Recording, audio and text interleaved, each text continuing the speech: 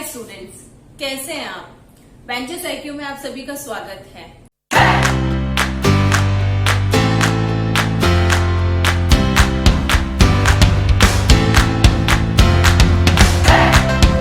Benches IQ की team हर वो कोशिश कर रही है स्टूडेंट जिससे आपके कंसेप्ट क्लियर हो सके।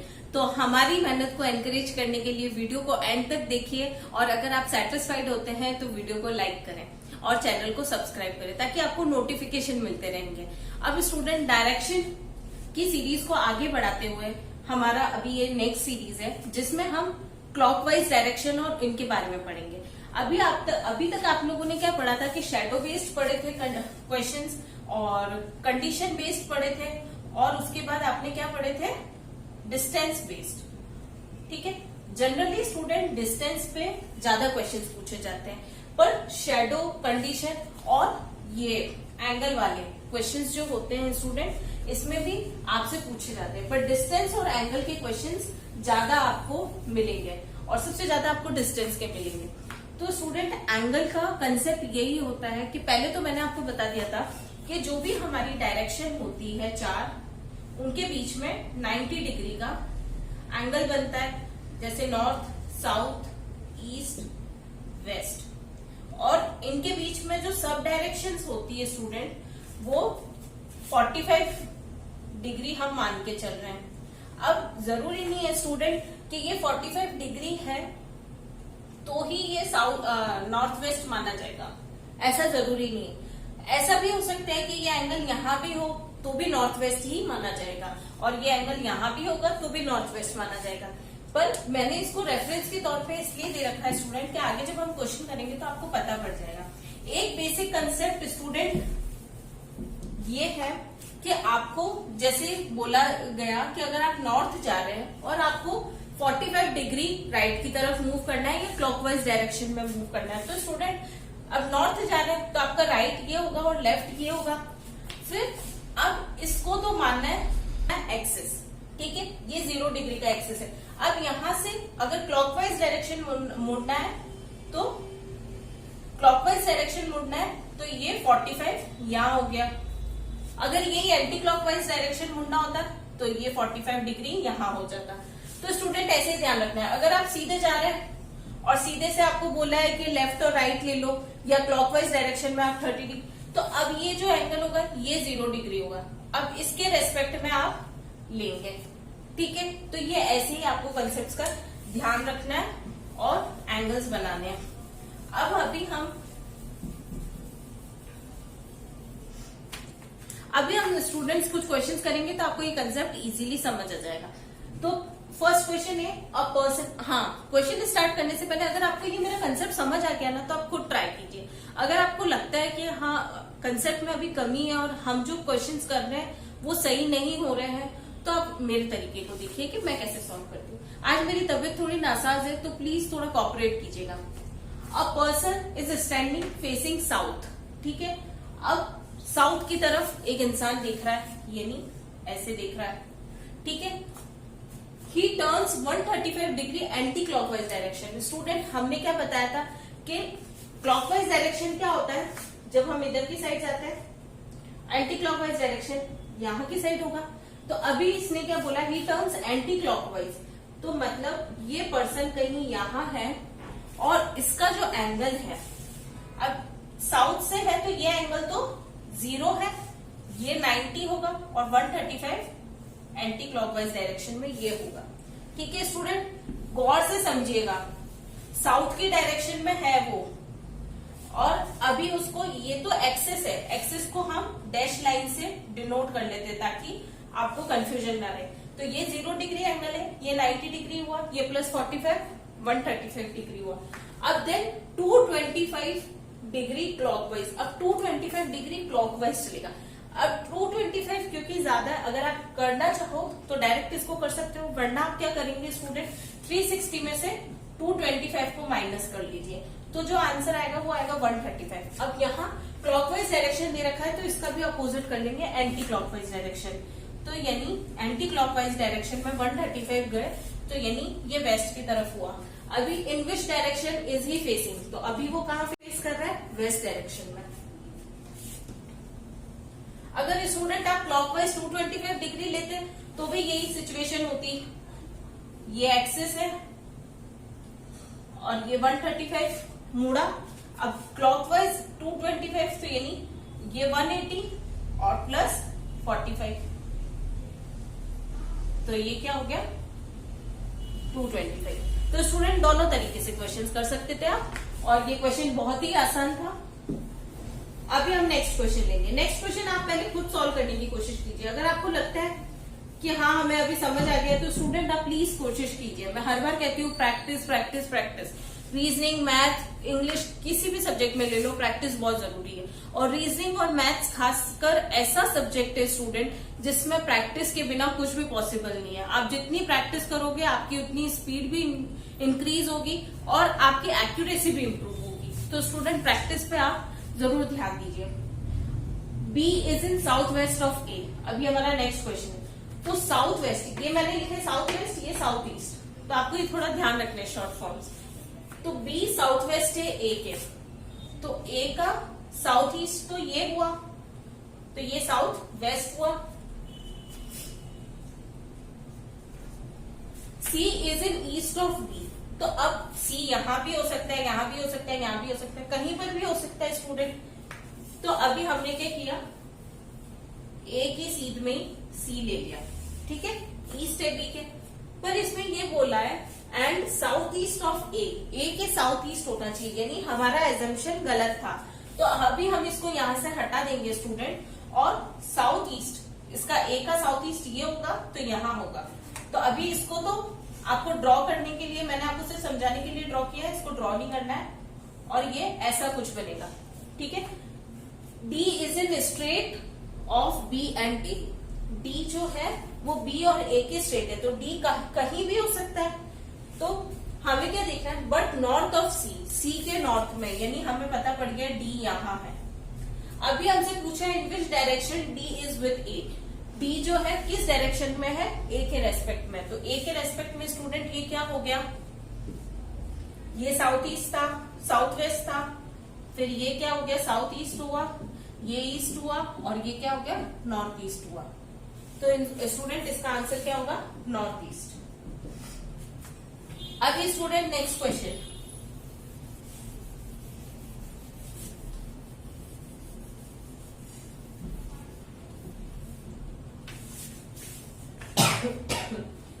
अमन स्टार्ट्स वॉकिंग, अमन वॉक कर रहा है and went 12 kilometre in north, north की साइड वो 12 किलोमीटर गया। तो स्टूडेंट नॉर्थ की साइड अमन को भेज दिया 12 किलोमीटर। ही टर्न्स 90 डिग्री लेफ्ट, अब 90 डिग्री लेफ्ट यानी क्या हुआ स्टूडेंट, नॉर्थ की तरफ जा रहा है तो राइट ये हुआ, लेफ्ट ये हुआ। अब 90 डिग्री लेफ्ट मुड़ेगा यानी ये मूव किया and stop after walking some distance, अब कोई भी डिस्टेंस चला होगा और बाद में वो स्टॉप हो गया, ठीक है। तो ये यहां तक चला होगा मान लिया आपने। If the distance between initial and last point, initial और लास्ट पॉइंट, यानी यहां से तो स्टार्ट किया था उसने और ये उसका लास्ट पॉइंट है, तो इनिशियल और लास्ट पॉइंट की डिस्टेंस कितनी दे रखी है स्टूडेंट, 13 दे रखी है। तो अभी क्या होगा स्टूडेंट, ये 90 डिग्री था तो ये भी 90 डिग्री होगा, ये 90 डिग्री होगा तो पाइथागोरस थ्योरम लग जाएगा। तो 12, 13 और 5 का कॉम्बिनेशन होता है पाइथागोरस थ्योरम में। और आप ऐसे भी लिख सकते हैं P square plus B square is equal to H square, और आप आंसर निकालेंगे तो 5 आएगा। तो इसका आंसर स्टूडेंट आया 5, ठीक है। आई होप आपको सब समझ में आ रहे होंगे, और अगर आपको समझ में नहीं आ रहे तो कमेंट सेक्शन में जाके आप वीडियो के नीचे जो कमेंट सेक्शन है आप उसमें जरूर लिखिए कि हाँ हमें इस क्वेश्चन में प्रॉब्लम आई थी। Sanchi moves straight from A to B, A to B Sanchi move करती है। तो स्टूडेंट ए टू बी ऐसे भी हो सकता है, ऐसे भी हो सकता है, कैसे भी। तो अब मैंने ऐसे ले लिया, आपकी मर्जी हो जैसे आप ले सकते हैं। 2 किलोमीटर अवे, जो कि 2 किलोमीटर की डिस्टेंस है। शी टर्न्स 90 डिग्री लेफ्ट, अभी वो ए से बी तक गई तो लेफ्ट अभी क्या हो गया, ये हो गया। एंड वॉक 8 किलोमीटर टिल सी, 2 से तो बड़ा ही होगा ना 8। अब सी आया, अगेन शी टर्न्स लेफ्ट, अब वापस से वो लेफ्ट मूव करती है एंड वॉक 5 किलोमीटर, अभी वो 5 किलोमीटर मूव करती है। तो 2 से बड़ा होगा 5, तो ऐसे मूव कराती है स्टूडेंट। फिर टिल डी तक। Again she turns 90 degree left and walk 8 kilometre. अब स्टूडेंट हम क्या देख रहे हैं, वेस्ट की साइड देख रहे हैं, तो हमारा राइट ये होगा, लेफ्ट ये होगा। अब वो 90 डिग्री मूव कर रही है और फिर उसमें क्या बोला है उसने, 8 किलोमीटर तक चलती है, यानी इतना ही किलोमीटर वो चलेगी, यानी एक ही लाइन में आ जाएगी। और फिर पहुंचती कहाँ पे है, ई पे। तो स्टूडेंट ये रेक्टेंगल बन रहा है। अभी हमें पूछा है कि ए और ई का डिस्टेंस, तो 5, तो ये भी डिस्टेंस 5 होगी, तो ये वाली डिस्टेंस क्या होगी, 3 होगी, और 3 ही हमारा आंसर हो गया। देख रहे स्टूडेंट, कंसेप्ट कितने इजी है, बस आपको थोड़ा रोटेशन का ध्यान रखना है। लोग कंफ्यूज हो जाते हैं, जैसे आप नॉर्थ की तरफ जा रहे हैं तो हम इस नॉर्थ को एक्सेस मानेंगे, हम वेस्ट की तरफ जा रहे हैं तो हम इस वेस्ट को एक्सेस मान के एंगल लेंगे। अब क्लॉकवाइज डायरेक्शन है, एंटी क्लॉकवाइज है, तो वो क्वेश्चन में दे रखा होगा। अब जनरली स्टूडेंट्स क्या करते हैं, वो नॉर्थ की तरफ जाते हैं और वो एक्सेस ये मानते हैं और फिर उसके अकॉर्डिंग वो करते हैं और क्वेश्चन गलत हो जाता है। तो स्टूडेंट आपको ऐसे नहीं करना है, आप जिस साइड जा रहे हैं ना, आप उसी को रेफरेंस माने। अगर आप नॉर्थ की साइड चल रहे हैं तो यही लाइन आपकी एक्सेस है, यही मतलब अगर आप ऐसे जा रहे हैं यानी आप 0 डिग्री मूव कर रहे हैं नॉर्थ के साथ। अब जैसे आप राइट की तरफ मूव कर रहे हैं तो ये एंगल्स बढ़ते रहेंगे, ठीक है। और अगर अभी आप लेफ्ट की तरफ मूव कर रहे हैं तो ये एंगल ऐसे बढ़ते रहेंगे। तो स्टूडेंट इन्हीं चीजों का ध्यान रखना है, एंटी क्लॉकवाइज, क्लॉकवाइज, और फिर उसके बाद हमें कैसे मूव करना है, ठीक है। तो क्वेश्चन बड़ा ही आसान हो जाएगा स्टूडेंट। जनरली 135, 45 और मैंने आपको बता दिया है जैसे 225 का। अब ऐसे स्टूडेंट और भी क्वेश्चंस आ सकते हैं। अभी हम कुछ और क्वेश्चंस की प्रैक्टिस करेंगे जो कि डिस्टेंस बेस्ड होंगे, क्योंकि डिस्टेंस बेस्ड ज्यादा पूछे जाते हैं, ठीक है स्टूडेंट। तब तक आप इन चीजों की प्रैक्टिस कीजिए, प्रैक्टिस करना बिल्कुल मत छोड़ेगा स्टूडेंट। अभी स्टूडेंट्स हमारा नेक्स्ट क्वेश्चन है कुछ, और इन्हीं क्वेश्चंस पे स्टूडेंट डिस्टेंस वालों पे पजल्स भी आ जाती है। डायरेक्शन में वैसे हर क्वेश्चन पे पजल बन सकती है, पर जनरली आप देखेंगे तो पीओ में भी देख लीजिए, एसएससी वाले एग्जाम्स में भी देख लीजिए, सीजीएल, सीपीओ, हर जगह डायरेक्शंस के क्वेश्चंस आते हैं। और आप पीओ के पेपर्स देखेंगे तो आपको एक छोटी मोटी पजल्स भी मिल जाती है, उसमें 2-2, 3-3 क्वेश्चन होते हैं, कभी किसी में 5 क्वेश्चन भी होते हैं, तो आप उनको सॉल्व करके इजीली स्कोर कर सकते हैं। तो स्टूडेंट हमारा फर्स्ट क्वेश्चन है, मतलब अभी ये जो लिखे हैं उसमें, क्योंकि अभी तो हम ऑलरेडी 4 कर चुके हैं, आप उन चारों की भी प्रैक्टिस कीजिएगा स्टूडेंट। वो एंगल बेस्ड क्वेश्चंस थे, उसमें बहुत कंफ्यूजन होता है। अभी ये कुछ पजल के हिसाब के ये क्वेश्चंस है, तो आप इन पे भी ना फोकस करिएगा और कंसंट्रेशन से इन चीजों को समझने की कोशिश कीजिएगा। तो vehicle travels 10 kilometre north from P से नॉर्थ की तरफ व्हीकल जाता है और 10 डिस्टेंस कवर करता है। It turns right and travel 15 kilometre. अब 15 किलोमीटर राइट की तरफ, after that it turns to left, अब लेफ्ट की तरफ जा रहा है and cover 6 kilometres and finally moves 15 kilometre left. अब वापस 15 किलोमीटर लेफ्ट और क्यू पे स्टॉप हो जाता है। तो स्टूडेंट इसमें पूछा है डिस्टेंस क्यू फ्रॉम पी। अब ये वाली डिस्टेंस निकालनी है स्टूडेंट, तो ये 10 है, अब ये 6 है तो ये भी 6 होगा स्टूडेंट, तो यानी इसकी डिस्टेंस हो गई 16। अब ये स्टूडेंट शॉर्टेस्ट डिस्टेंस थी, तो वैसे जनरली ऐसे क्वेश्चंस में ऐसे ही पूछा जाता है, पर अगर पूछा जाता कि जो पाथ है उसी को फॉलो करते हुए पी और क्यू की क्या डिस्टेंस है, तो स्टूडेंट हम कैसे देखते हैं, 10 + 15 + 6 + 15, ठीक है। तो जो भी 46 आंसर होता तो वो उसका आंसर 46 होता। अभी ये शॉर्टेस्ट पाथ था क्यू से पी का, तो हमने ये लिया। फिर इसमें पूछा है before stopping eight Q, Q में रुकने से पहले, यानी कहीं यहाँ कहीं होगा, vehicle was going in which direction, किस डायरेक्शन में मूव कर रहा है स्टूडेंट, क्यू वेस्ट की डायरेक्शन में मूव कर रहा है, यानी इसका आंसर वेस्ट हो जाएगा।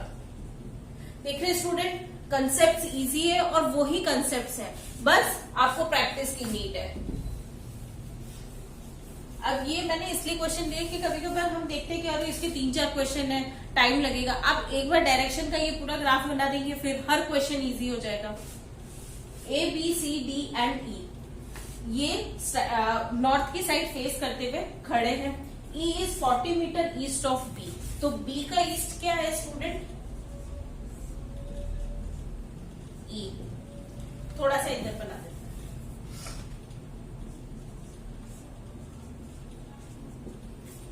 अभी स्टूडेंट नेक्स्ट पूछा है A is 20 metre east of C, तो C से अब A और C का पूछा है स्टूडेंट, तो ये हम साइड में लिख देंगे क्योंकि यहाँ अलग चल रहा है। तो A is 20 metre east of C, ये हो गया। D is standing 20 metre east of E, तो D जो है वो 20 मीटर ईस्ट है E से। अब स्टूडेंट ये पूछा है, ये बोला है कि and 50 metre west to C, जो D है वो वेस्ट है C के, तो यानी C यहाँ होगा तभी C का वेस्ट होगा, और उसमें डिस्टेंस कितनी दे रखी है? 50, और C और A का हमें दे रखा है। अब स्टूडेंट सारे अरेंज हो गए। अब इससे जो भी क्वेश्चन पूछा होगा आप निकाल सकते हैं। तो A और B की डिस्टेंस पूछिए, तो A और B की डिस्टेंस आप ऐड करेंगे तो 90 प्लस 40 क्या आ रहा है? 130। अब कुछ भी पूछ सकते थे स्टूडेंट, सीक्वेंस भी पूछ सकते थे, यहां से सीक्वेंस पूछ सकते थे, इसका डिस्टेंस, इसका डिस्टेंस, कुछ भी पूछ सकते हैं।